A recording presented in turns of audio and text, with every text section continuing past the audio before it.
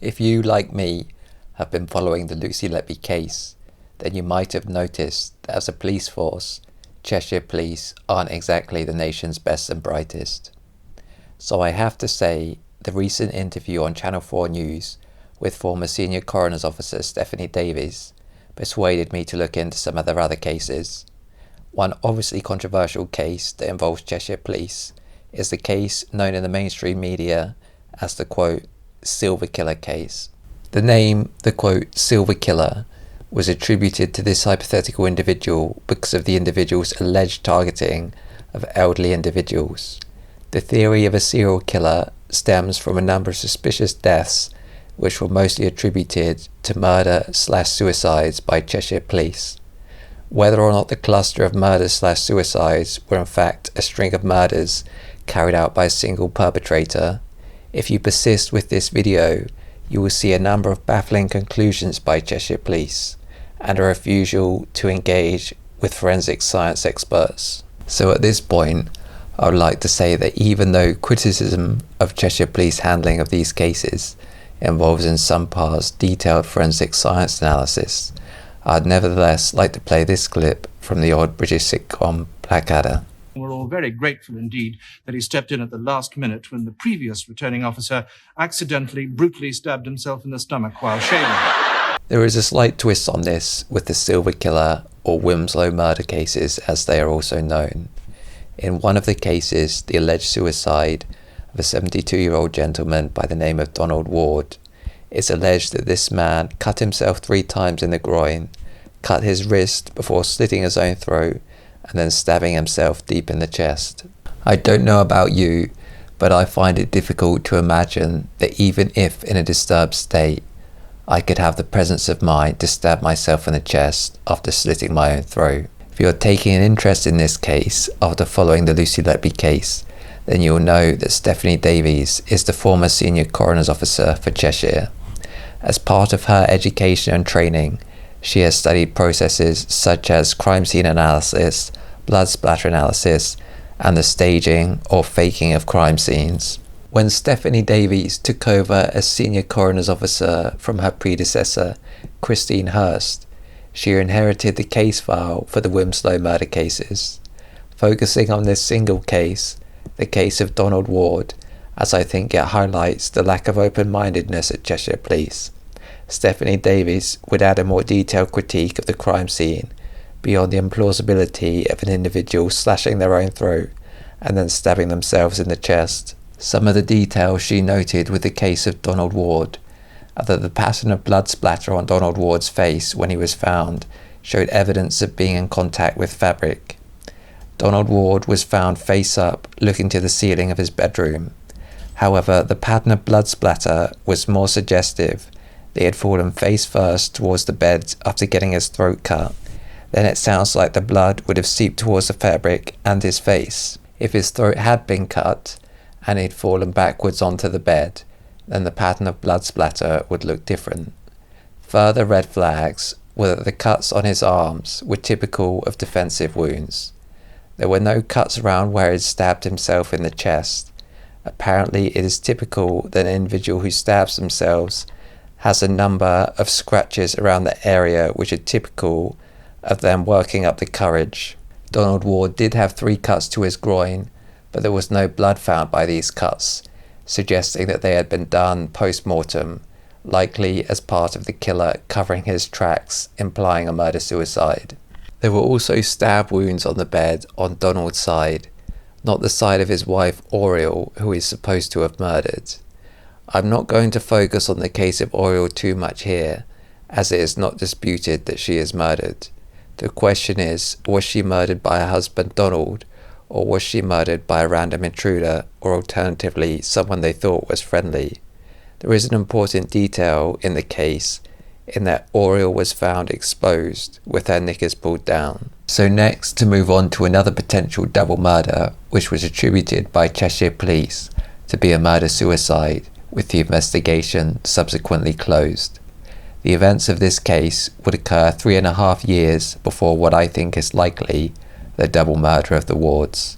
I brought this up second, as I think the circumstances could more credibly be thought of as a murder-suicide.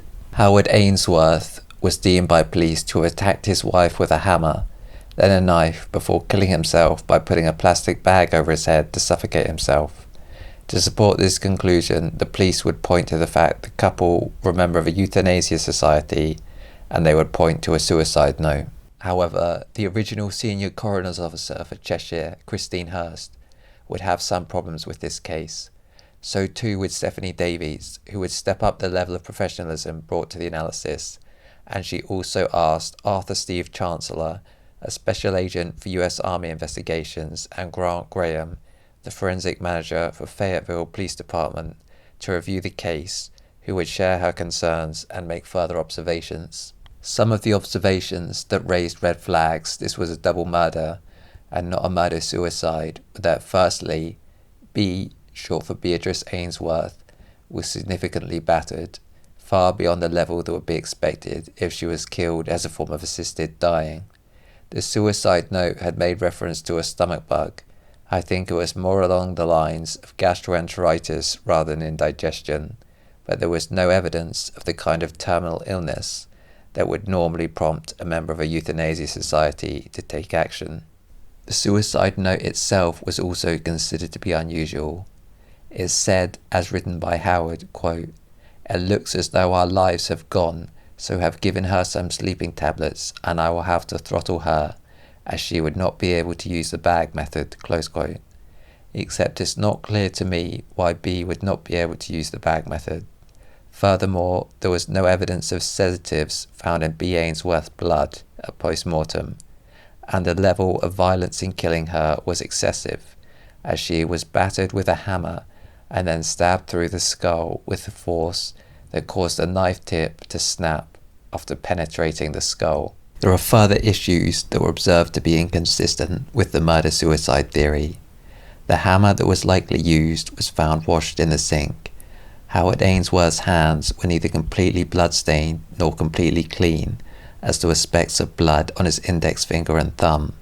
Howard's pyjamas were also almost entirely absent of blood, except for a couple of small particles near his kneecap, which were as if blood had seeped out and migrated across the bed from where his wife lay, as if Howard had in fact died first.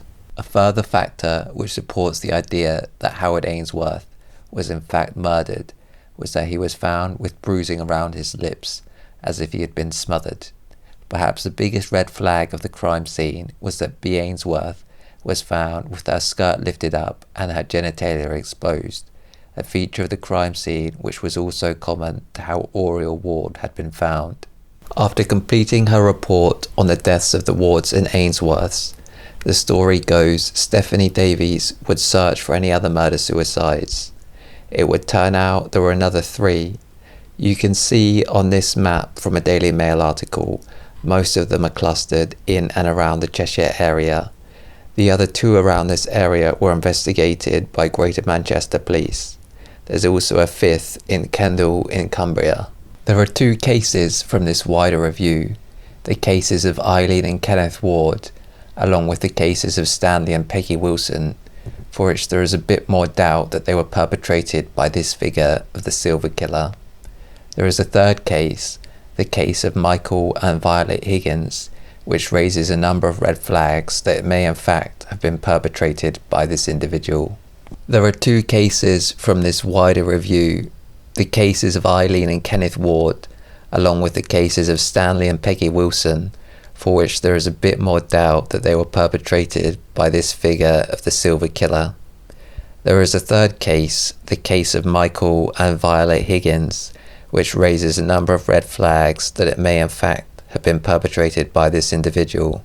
The Higgins potential double murder, officially murder-suicide, occurred around 12 weeks after the deaths of Donald and Oriel Ward. The murder scene was once again characterized by its extreme violence, as Violet Higgins was found beaten by a rolling pin and stabbed with scissors. Michael Higgins was found with a stab wound to the neck and a wire coat hanger twisted around his neck, which makes it hard to imagine how he would have done this to himself. A fact which casts doubt on the police's conclusions are that Michael Higgins had a severe and debilitating form of Parkinson's disease, as well as a cancer diagnosis. Michael Higgins' extended family would also raise doubts that it was a murder-suicide, something that I personally think increases their credibility is that this includes direct blood relatives, but it also includes more extended family such as Michael Higgins' niece and sister-in-law. Michael Higgins' niece, Adele Street, would be quoted in the media saying, quote, "They were 100% murdered, without a doubt. He had severe Parkinson's disease.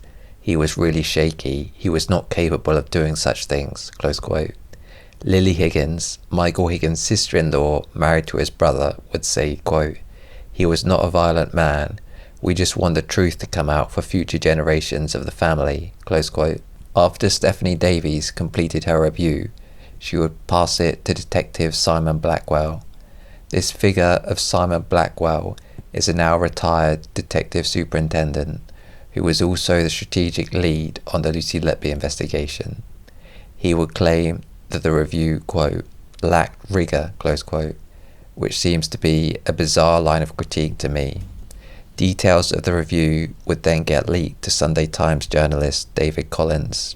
The Sunday Times would then release a detailed article on the Davies review as part of their Insight investigation series. This would provoke a public response from one of the families, with them releasing a statement saying, quote, "We, the family of the late Michael Higgins, would like to issue a statement on the recent Insight investigation report surrounding the deaths of Michael and Violet Higgins in February 2000. We welcome the report, as we have always believed that Michael was incapable of committing the acts described in the coroner's report. Michael was suffering from advanced Parkinson's disease and had become very frail. He also suffered from cancer, which affected his sight. We knew Michael as a kind, gentle, and intelligent man who was devoted to his wife, Violet."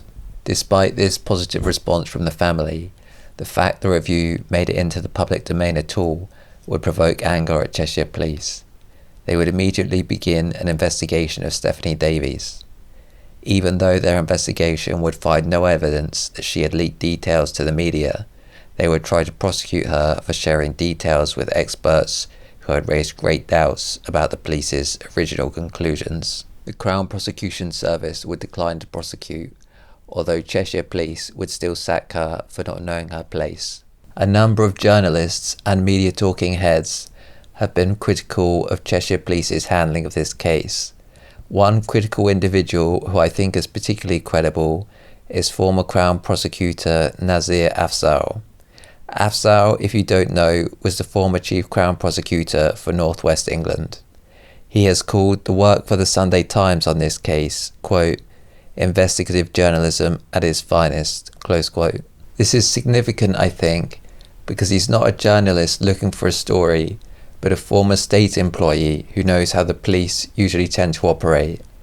In an interview, he has said, quote, "The police can often have tunnel vision, and very commonly they will not look for anything outside of a fixation on a particular outcome, often the easiest one. The concerns raised in the Davies report need to be taken very seriously, as we could potentially have a serial killer in our midst. There needs to be a proper review of these cases and others which carry similar hallmarks." So in conclusion, I think whether or not the cases mentioned were all carried out by a single perpetrator, the most disturbing aspect of this case is the fact that there is a murderer still potentially at large. Beyond that fact, the Higgins family are not happy that the Michael and Violet Higgins case file is closed with him classed as a murderer. I think there are at least grounds to update some of the cases to unsolved double murders rather than to close the case as murder-suicide. I think there is more to come out on this case, as it is being addressed in an ITV documentary which will apparently be released on 7th of October. I think there are also grounds for a wider review of these case files by authorities who are independent of Cheshire Police.